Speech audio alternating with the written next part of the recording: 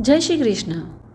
हे पृथ्वी को धारण करने वाले, हे गोकुल के कष्टों का निवारण करने वाले, भगवान श्री हरि विष्णु की बाहुओं पर विराजमान होकर छाया प्रदान करने वाले, हे गोवर्धन, आपको सत सत नमन है। दीपावली के अगले दिन यानी कार्तिक मास के शुक्ल पक्ष की प्रतिपदा तिथि के दिन गोवर्धन पूजा की जाती है और इस दिन अनाज और घी से विभिन्न प्रकार के खाद्य पदार्थ जैसे चावल, दाल, हलवा, पकौड़े, पूरी और सभी प्रकार की दूध की सामग्री जैसे मीठे चावल, रबड़ी, मीठे गोले, सौंदेश, रसगुल्ला और लड्डू इत्यादि भिन्न भिन्न प्रकार के व्यंजन पकवान बनाए जाते हैं और इस भोजन को एक छोटी पहाड़ी के रूप में ढेर करके भगवान को अर्पित किया जाता है। फिर इसे प्रसाद के रूप में सभी में वितरण किया जाता है। इसीलिए इस पर्व को अन्नकूट महोत्सव भी कहा जाता है। गोवर्धन पूजा के दिन गायों की भी पूजा की जाती है। शास्त्रों में बताया गया है कि गाय उसी प्रकार पवित्र होती है जैसे नदियों में गंगा जी। गायों को देवी लक्ष्मी का स्वरूप भी कहा गया है। देवी लक्ष्मी जी जिस प्रकार सुख समृद्धि प्रदान करती है, उसी प्रकार गौ माता भी अपने दूध से हमें स्वास्थ्य रूपी धन प्रदान करती है। इनके बछड़े खेतों में अनाज उगाते हैं। इसीलिए गौ माता संपूर्ण मानव जाति के लिए पूजनीय और आदरणीय है। गौ माता के प्रति श्रद्धा प्रकट करने के लिए ही कार्तिक शुक्ल पक्ष की प्रतिपदा के दिन गोवर्धन पूजा की जाती है और इसके प्रतीक के रूप में गौ माता को पूजा जाता है।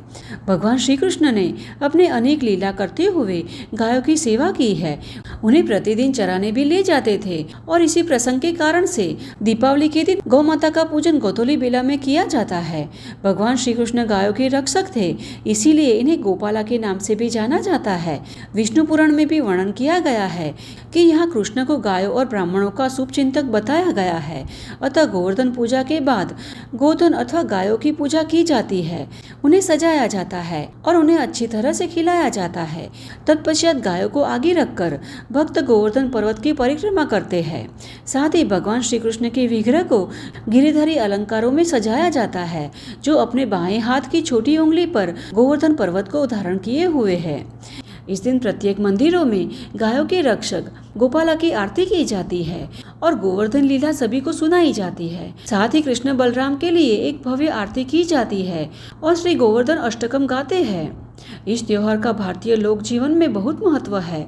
इस पर्व में प्रकृति के साथ मानव का सीधा संबंध दिखाया जाता है और इस पर्व की पौराणिक कथा का वर्णन हमें श्रीमद् भागवतम में प्राप्त होता है, जिसे सुनने से भी हमें गोवर्धन पूजा का पुण्यफल प्राप्त हो सकता है।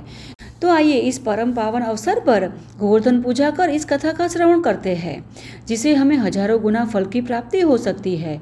इस पुण्य बल के प्रभाव से हम मोक्ष प्राप्त कर सकते हैं और मोक्ष यानी भगवान श्री हरि विष्णु की शुद्ध सेवा करने का अवसर। तो आइए आज की कथा का आरंभ करते हैं। अब एक समय देवराज इंद्र को अभिमान हो गया था और इस अभिमान को नष्ट करने हेतु भगवान श्री कृष्ण, जो स्वयं लीलाधारी श्री हरि विष्णु के अवतार है, उन्होंने एक लीला रची। अब भगवान श्री कृष्ण ने देखा कि सभी व्रजवासी उत्तम पकवान बना रहे हैं और किसी पूजा की तैयारी में लगे हुए हैं। तब श्री कृष्ण ने बड़े भोलेपन से माता यशोदा से कहा कि मैया, ये आप सभी कौन सी पूजा की तैयारी कर रहे हैं? अब कृष्ण की बात सुनकर मैया बोली, लल्ला, हम देवराज इंद्र की पूजा के लिए अन्नकूट की तैयारी कर रहे हैं। मैया के ऐसा कहने पर श्री कृष्ण बोले, मैया, हम इंद्र की पूजा क्यों करते हैं? तब मैया ने कहा कि वह वर्षा करते हैं, जिससे अन्न की उपज होती है, उससे हमारी गायों को चारा मिलता है। तब भगवान श्री कृष्ण बोले कि हमें तो गोवर्धन पर्वत की पूजा करनी चाहिए, क्योंकि हमारी गाय तो वहीं से चरती है। इसी दृष्टि से गोवर्धन पर्वत ही पूजनीय है और इंद्र तो कभी दर्शन भी नहीं देते और पूजा न करने पर क्रोधित भी होते हैं। अतः ऐसे अहंकारी की पूजा नहीं करनी चाहिए। अब इस प्रकार लीलाधारी भगवान श्री कृष्ण की लीला और माया से सभी ने इंद्र के स्थान पर गोवर्धन पर्वत की पूजा की तैयारी करने लगे। अब देवराज इंद्र ने इसे अपना अपमान समझा, इसीलिए राजा इंद्र की आज्ञा से सभी भयानक बादलों ने वृंदावन को घेर लिया और अपनी पूरी ताकत से उन्मुक्त होकर वर्षा करने लगे। बिजली लगातार चमकती रही और बादल गरज रहे थे तथा शरीर को हिला देने वाली हवा और मूसलाधार बारिश होने लगी और तेज बारिश के कारण ऐसा लग रहा था मानो तीर चल रहे हो। विशाल स्तंभ की भांति बिना रोके जल को बरसाते हुए बादलों ने धीरे धीरे वृंदावन की समस्त भूमि को जल से भर दिया, जिससे ऊंच नीच का भी भेद मिट गया। खासकर पशुओं के लिए स्थिति अत्यंत दुखदायी थी। बारिश के साथ साथ आंधी भी चल रही थी और कड़ाके की ठंड से हर वृंदावन वासी कांप रहा था। अब कोई अन्य सुरक्षित स्थान न पाकर उन्होंने गोविंदा के चरण कमलों की शरण ली और मूसलाधार बारिश से विशेष रूप से व्यथित गायों ने अपना शीश नीचे कर लिया और अपने बछड़ों को अपने शरीर के नीचे छिपाकर भगवान के परम व्यक्तित्व के कमल चरणों में शरण ली। उन्होंने प्रार्थना की कि हे प्रिय कृष्णा, आप सर्वशक्तिमान हैं और आप अपने भक्तों के प्रति अत्यंत दयालु है। कृपया हम सभी की रक्षा करें जो क्रोधित इंद्र की अत्यधिक पीड़ा से पीड़ित है। अब उनकी प्रार्थना सुनकर श्री कृष्ण समझ गए कि इंद्र यज्ञ की अपूर्णता के कारण इस प्रकार तूफानी हवाओं और बर्फ की भारी बारिश के साथ मूसलाधार बारिश कर रहे हैं। श्री कृष्ण समझ गए कि इंद्र जानबूझकर इस प्रकार अपना क्रोध प्रदर्शित कर रहे हैं। इसीलिए उन्होंने निश्चय किया कि इस देव ने खुद को सर्वोत्तम मानते हुए अपनी महान शक्ति दिखाई है, किंतु मैं उसे मेरे अनुरूप से जवाब दूंगा और उन्हें शिक्षा का पाठ सिखाऊंगा कि वह इन मायावी गतिविधियों के प्रबंधन में सर्वशक्तिमान नहीं है। मैं सभी का सर्वोच्च भगवान हूँ और उनकी शक्ति से उत्पन्न घमंड को दूर कर दूंगा। देवता मेरे भक्त है, इसीलिए उनके लिए मेरे उत्तम पद को भूलना असंभव है। किंतु किसी भी कारण से इंद्र शक्तिशाली हो गया है और अपनी शारीरिक शक्ति से गर्विष्ठ हो गया है, किंतु मैं ऐसा कार्य करूंगा कि जिससे उसका गर्व नष्ट हो जाए। वृंदावन के मेरे शुद्ध भक्त अब पूरी तरह से मेरे प्रति समर्पित हो गए हैं और मैंने उन्हें पूरी तरह से अपनी सुरक्षा में ले लिया है। मैं अपनी योग माया से उनकी रक्षा करूंगा। इस प्रकार सोचकर श्री कृष्ण ने तुरंत ही गोवर्धन गिरी को एक हाथ से उठाया, जैसे एक बच्चा जमीन से पत्ता उठाता है। तो इस प्रकार उन्होंने गोवर्धन गिरी को उठाने की दिव्य लीला प्रकट की और फिर भगवान श्री कृष्ण ने अपने भक्तों को संबोधित करते हुए कहा कि हे मेरे प्रिय भाइयों, मेरे प्यारे पिताश्री, मेरे प्यारे वृंदावन वासियों, गोवर्धन गिरी के नीचे सुरक्षित रूप से आओ जिसे मैंने अभी उठाया है, और भयभीत मत होना कि पर्वत मेरी पकड़ से गिर जाएगा। जिस प्रकार मूसलाधार वर्षा और तूफानी हवा से तुम लोग पीड़ित हो गए हो, उस कारण से मेरे द्वारा खड़ा किया गया यह पर्वत एक विशाल छत्र के समान तुम्हारी रक्षा करेगा। मेरा मानना है कि यह तैयारी आपको तत्काल आपकी आपदा से बचाने के लिए उपयुक्त है।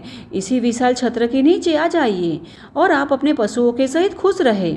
अब भगवान श्री कृष्ण के आश्वासन के साथ वृंदावन के सभी निवासी महान पर्वत के नीचे प्रवेश कर गए और अपनी संपत्ति और पशुओं को सुरक्षित और स्वस्थ पाया। वहां वृंदावन के निवासी पूरे 7 दिन तक भूख प्यास या कोई अन्य परेशानी के बिना किसी प्रकार के कष्ट भी न रहे। अब इंद्र को यह देखकर बहुत आश्चर्य हुआ कि कृष्ण ने अपने बाएं हाथ की तजरने से पर्वत को कैसे पकड़ रखा है। कृष्ण की असामान्य योग शक्ति को देखकर स्वर्ग के राजा इंद्र स्तब्ध रह गए और अपने निर्णय से निराश हो गए। उसने तुरंत सभी मेघों को बुलाया और उन्हें रुकने को कहा, और जब आकाश पूर्णतः बादल रहित हो गया और सूर्य उदय हुआ तो तूफानी हवा रुक गई। उस समय गिरधारी कृष्ण, जिन्हें अब गोवर्धनधारी पूर्ण पुरुषोत्तम परमेश्वर के नाम से जाना जाता है, उन्होंने कहा कि मेरे प्रिय ग्वालों, अब आप अपनी पत्नियों, बच्चों, गायों और कीमती सामान के साथ जा सकते हैं, क्योंकि तूफान रुक गया है और नदियों का पानी भी उतर गया है। तत्पश्चात सभी स्त्रियों ने अपनी कीमती वस्तुएं बैलगाड़ी में लाद लिया और वे धीरे धीरे गायों और अन्य साधन सामग्री के साथ चले गए। उन्होंने अपना सब कुछ ले लिया। इसीलिए भगवान श्री कृष्ण ने गोवर्धन पर्वत को उसी स्थान पर अत्यंत धीरे से उसी स्थिति में वापस रख दिया जहाँ वह पहले था। अब जब सब कुछ वापस जैसे था वैसा हो गया तो सभी वृंदावनवासी श्री कृष्ण के पास आए और बड़े आनंद के साथ उन्हें गले लगा लिया।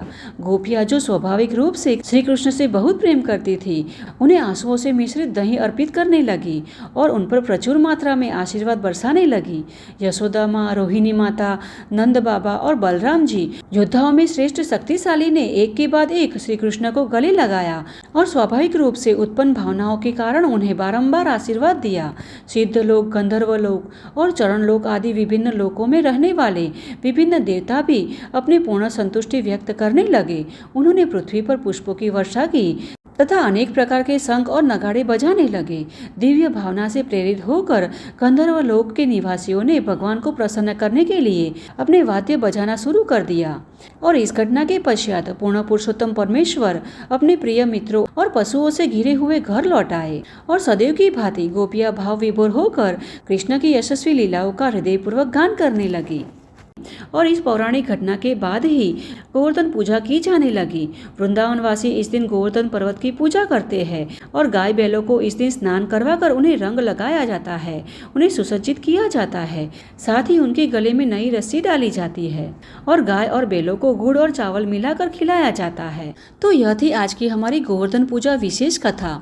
अब चलिए जान लेते हैं कि कार्तिक मास की प्रतिपदा के दिन गोवर्धन पूजा किस प्रकार की जाती है। तो प्रतिपदा के दिन ब्रह्म मुहूर्त में उठकर स्नान इत्यादि अपने नित्य कार्य को पूर्ण कर स्वच्छ सुंदर वस्त्र आभूषण से सुसज्जित होकर हमें घर के आंगन में भगवान के स्वागत के लिए फूलों की रंगोली बनानी चाहिए और दीपक प्रज्वलित करने चाहिए। फिर अपने मंदिर को स्वच्छ कर भगवान की नित्य सेवा पूजा कर घर पर मंगला आरती करनी चाहिए और भगवान को दीपदान करना चाहिए। तत्पश्चात तुलसी देवी को पर्याप्त मात्रा में जल अर्पित कर उनकी पूजा करनी चाहिए और उनके समक्ष भी दीपदान करना चाहिए। दीपक प्रज्वलित कर उनकी प्रदक्षिणा करके उनकी सेवा करनी चाहिए और फिर तुलसी देवी के समक्ष बैठकर भगवान के नामों का अधिक से अधिक मात्रा में जप करना चाहिए। इस उत्सव को अन्नकूट पूजा के रूप में भी जाना जाता है, इसीलिए इस दिन हमें अनाज से बने भोजन तैयार करने चाहिए और इसे भगवान को अर्पित करना चाहिए। इस दिन गोवर्धन पर्वत की एक मूर्ति गाय के गोबर से बनाई जाती है और पूजा में ढेर सारे फल, धूप बत्ती और यहाँ तक कि पानी भी शामिल होता है, जिसे गोवर्धन पर्वत पर चढ़ाया जाता है। और अगर आपके घर पर सुविधा है तो आप भी अपने घर पर भगवान श्री गोवर्धनधारी का स्वरूप बना सकते हैं, जिन्होंने अपनी तर्जनी उंगली पर गोवर्धन पर्वत को उठाया था। उसी की प्रतिमा बनाकर आप उसकी विधि विधान के साथ पूजा कर सकते हैं, या फिर जहाँ किसी मंदिर पर गोवर्धन गिरिधारी की प्रतिमा बनाई जाती है वहां जाकर भी पूजा कर सकते हैं। गोवर्धन पर्वत को फल, फूल, पत्ते और अन्न भोग अर्पित करते हुए, कीर्तन करते हुए भक्ति के साथ पूजा करनी चाहिए। गोवर्धन की पूजा पर उनकी प्रदक्षिणा अवश्य करनी चाहिए। गोवर्धन पर्वत की पूजा के समय दूध, दही, गंगा जल, मधु और पतासे इत्यादि से बना प्रसाद गोवर्धन को अर्पित किया जाता है। साथ ही भगवान को अन्नकूट का भोग लगाना चाहिए और अन्नकूट में कई तरह के सात्विक व्यंजन और मिठाइयाँ अर्पित की जाती है। गोवर्धन पूजा के साथ गायों की पूजा का भी इस दिन भगवान श्री कृष्ण ने महत्व बताया है, अतः गौशाला में जाकर उनकी पूजा और सेवा करें। तो इस प्रकार विधि विधान के साथ प्रतिपदा के दिन गोवर्धन के साथ गौ माता की भी पूजा करनी चाहिए। स्कंद पुराण में कहा गया है कि कार्तिक शुक्ल प्रतिपदा के दिन हमें प्रातःकाल ब्रह्म मुहूर्त में उठकर स्नान करके सुंदर वस्त्र आभूषण से सुसज्जित होकर भगवान की मंगला आरती करनी चाहिए। प्रतिपदा के दिन तेल से स्नान इत्यादि कर गोवर्धन पूजा करनी चाहिए। इस प्रकार पूजा आराधना करने से व्यक्ति के सभी कार्य अक्षय हो जाते हैं। इस दिन भजन, कीर्तन और भगवान श्री हरि विष्णु की कथा, लीला का श्रवण, दान इत्यादि द्वारा अपना दिवस प्रसार करना चाहिए। जो भी मनुष्य इस तिथि पर या इस शुभ दिवस पर जो रूप में स्थित होता है वही रूप 1 वर्ष तक उसे प्रदान होता है। इसीलिए सुंदर, दिव्य और उत्तम भोगों की इच्छा को तृप्त करने के लिए इस दिन मंगलमय उत्सव अवश्य करना चाहिए। साथ ही प्रातःकाल गोवर्धन की पूजा करनी चाहिए, गायों को सजाना चाहिए और गायों की सेवा करनी चाहिए। इस प्रकार गोवर्धन पर्वत पूजा करके देवताओं, सत्पुरुषों तथा सामान्य जनों को संतुष्ट करना चाहिए।